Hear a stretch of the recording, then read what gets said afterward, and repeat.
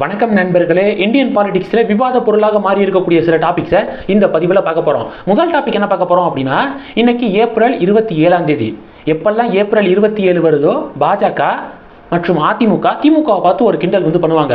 என்ன பண்ணுவாங்க அப்படின்னா, 2009 ஏப்ரல் 27 அன்னைக்கு அப்போ முதலமைச்சராக இருந்த கலைஞர் கருணாநிதி அவர்கள் இந்த ஈழப்போர் நடந்துச்சு பார்த்தீங்களா, அதுக்கு எதிராக அதனை கண்டித்து உண்ணாவிரத போராட்டத்தை, கால வரமின்றி உண்ணாவிரத போராட்டம் அப்படிங்கிறத அறிவித்து அந்த உண்ணாவிரத போராட்டத்தை நடத்தினார்.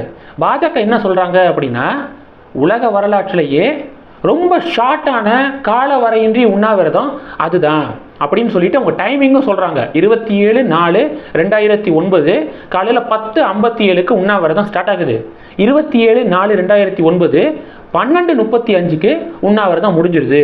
கிட்டத்தட்ட 1.5 மணி நேரம் நடந்த கால வரையின்றி உண்ணாவிரத போராட்டம் அப்படின்னு சொல்லிட்டு பாஜக கிண்டல் பண்ணுவாங்க. இன்னைக்கு அந்த நாளா வழக்கம் போல பாஜகவினர் அதை மீமா போட்டு திமுகவை டேக் பண்ணி இப்போ விமர்சனங்களை முன்வைக்கிறாங்க. இப்போ திமுக மற்றும் பாஜக இடையே இந்த டாப்பிக்கில் ஒரு விவாதம் நடக்குது. இது விவாதம் நம்பர் 1.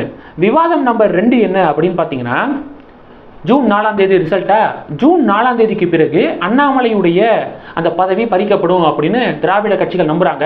கடந்த 2-3 வருஷமாக அது எப்படி காணல் நீராக போணுச்சோ அது மாதிரி தான் நடக்கிறதுக்கு வாய்ப்பு இருக்கு. ஏன்னா 2026 வரைக்கும் அண்ணாமலையுடைய தலைவர் பொறுப்பு பறிக்கப்படுவதற்கான, அண்ணாமலையை அந்த போஸ்ட்ல இருந்து நீக்கப்படுவதற்கான அந்த பேச்சுக்கே இடம் இல்லை அப்படிங்கிற தகவல் தான் நம்மளுக்கு கிடைக்குது.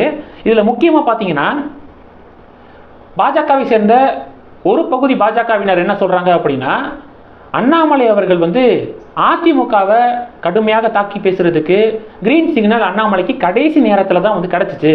கடைசி நேரத்தில் தான் அண்ணாமலை அதிமுகவையும் தாக்கி பேச ஆரம்பிச்சாரு. புதிய தலைமுறையுடைய நேர்காணல் எல்லாம் கடுமையாக தாக்கி பேசினாரு. இந்த கிரீன் சிக்னலை முன்னாடியே அண்ணாமலைக்கு கொடுத்துருந்தாங்க, ஒரு 3 மாதம் 4 மாதத்துக்கு முன்னாடியே கொடுத்துருந்தாங்க அப்படின்னா இன்னும் அண்ணாமலை அதிமுக திமுகவை பயங்கரமாக எதிர்த்து இன்னும் கூடுதல் ஓட்டு பிஜேபி கூட்டணிக்கு கிடைச்சிருக்கும் அப்படின்னு சொல்லிட்டு ஒரு பகுதி பாஜகவினர் சொல்கிறாங்க. இன்னொரு பகுதி பாஜகவினர் என்ன சொல்கிறாங்கன்னா, இல்லை அண்ணாமலை அதிமுகவை அவ்வளவா தாக்கி பேசாமல் இருக்கிறது கரெக்ட் தான்.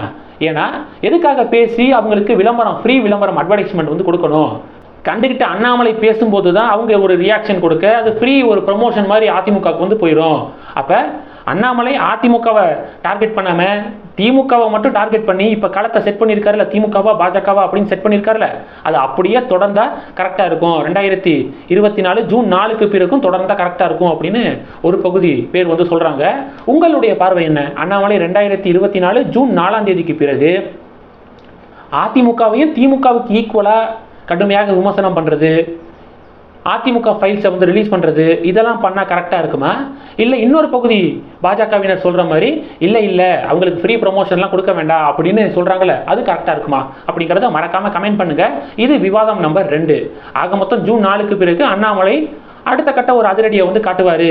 இன்னொரு பாத யாத்திரை போகிறதுக்கெல்லாம் வாய்ப்பு இருக்குது அப்படிங்கிற மாதிரி சொல்கிறாங்க. வெயிட் பண்ணி பார்க்கலாம். இது செகண்ட் டாபிக். 3வது டாபிக் என்ன பார்க்க போகிறோம் அப்படின்னா, இப்போ காங்கிரஸுடைய ஒரு முக்கியமான தலைவர், அவர் பார்த்தீங்கன்னா நட்சத்திர பிரச்சார பேச்சாளர் அப்படிங்கிற அந்த பொறுப்புல இருந்து ராஜினாமா பண்ணியிருக்காரு. எதுக்கு தெரியுமா? மகாராஷ்டிராவில் மகா விகாஸ் அகாடி அப்படிங்கிற ஒரு கூட்டணி காங்கிரஸ் இருக்காங்க. காங்கிரஸ், உத்தவ் தாக்கரே உடைய சிவசேனா, சரத் பவாருடைய அணி, இவங்கெல்லாம் ஒரே கூட்டணி சேர்ந்து மகா விகாஸ் அகாடி அப்படிங்கிறது அந்த கூட்டணியுடைய பேரு. மொத்தம் 48 தொகுதிகள் மகாராஷ்டிராவில் இருக்கு. இந்த 48 தொகுதிகளில் ஒரு இஸ்லாமியருக்கு கூட சீட்டு கொடுக்கல. ஒரு சீட்டை கூட ஏன் இஸ்லாமியருக்கு கொடுக்கல அப்படின்னு சொல்லிட்டு ஒரு பேச்சாளர் முகமது ஆரிஃப் நசீம் கான் அப்படிங்கிற ஒருத்தர் காங்கிரஸுடைய, மகாராஷ்டிரா காங்கிரஸுடைய ஒரு முக்கியமான ஒரு தலைவர், அவர் அவருடைய பதவியை ராஜினாமா பண்ணியிருக்காரு அப்படிங்கிற ஒரு அப்டேட்டை பார்க்க முடியுது. இந்த இஷ்யூ நம்ம தமிழகத்தில் இருக்கு. திராவிட கட்சிகள் நாங்கள் தான் சிறுபான்மை மக்களுடைய காவலர்கள், இஸ்லாமியர்களுடைய பாதுகாவலர்கள் அப்படின்னு திமுகவும் சொல்லுவாங்க, அதிமுகவும் சொல்லுவாங்க. ஆனால் 2 கட்சிகளும் இப்போ நடந்த இந்த பாராளுமன்ற தேர்தலில் இரட்டை இலை சின்னத்தில் போட்டியிடுவதற்கு ஒரு இஸ்லாமியருக்கு கூட அதிமுக வாய்ப்பு கொடுக்கல. உதயசூரியன் சின்னத்தில் போட்டியிடுவதற்கு ஒரு இஸ்லாமியருக்கு கூட வாய்ப்பு கொடுக்கல அப்படிங்கிறது தான் கள நிலவரமாக இருக்கு. பாஜக கூட அப்போ இந்த ஒரு பிரச்சனையை அப்போ இந்த இஷ்யூவை எடுத்து பேசினாங்க.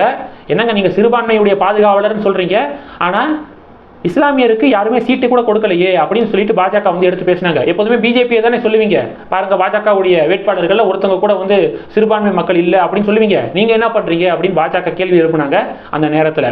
ஸோ இப்போ இந்த டாபிக் வந்து டாக் ஆஃப் தி டவுனாக மாறி இருக்கு. இது 3வது டாபிக். கடைசி டாபிக் என்ன பார்க்க போறோம் அப்படின்னா, நீதிமன்றத்தில் அரவிந்த் கெஜ்ரிவால் அவர்கள் இப்போ சிறையில் இருக்காரு. டெல்லி லிக்கர் ஸ்கேம் கேஸ் வந்து நடந்துட்டு இருக்கு. நீதிமன்றத்தில் அமலாக்கத்துறை சொன்ன ஒரு வாதம் மிகப்பெரிய ஒரு அதிர்வலையை ஏற்படுத்தியிருக்கு. என்ன வாதம் தெரியுமா? இந்த டெல்லி லிக்கர் ஸ்கேம் விஷயத்தில் 36 பேர் என்ன பண்ணியிருக்காங்கன்னா 170 மொபைல்ஸை எய்தர் சேஞ்ச்டு ஆர் டெஸ்ட்ராய்டு. 170 மொபைல்ஸை சேஞ்ச் பண்ணியிருக்காங்க, சில மொபைல்ஸை சேஞ்ச் பண்ணியிருக்காங்க, சில மொபைல்ஸை வந்து டெஸ்ட்ராய் பண்ணியிருக்காங்க. எதுக்காக? அந்த டிஜிட்டல் எவிடன்ஸை வந்து அழிக்கிறதுக்காக 170 மொபைல்ஸை வந்து டெஸ்ட்ராய் பண்ணியிருக்காங்க அப்படின்னு சொல்லிட்டு இடி நீதிமன்றத்தில் வாதத்தை முன் வச்சிருக்காங்க. இது மிகப்பெரிய ஒரு அதிர்வலையை ஏற்படுத்தியிருக்கு. இந்த டாபிக்ஸ் எல்லாத்தையும் பற்றி உங்களுடைய பார்வைகளை மறக்காம கமெண்ட் பண்ணுங்க. இந்த வீடியோ பிடிச்சிருந்துச்சுன்னா லைக் பண்ணுங்க, ஷேர் பண்ணுங்க, மறக்காம நம்ம சேனலை சப்ஸ்கிரைப் பண்ணுங்க.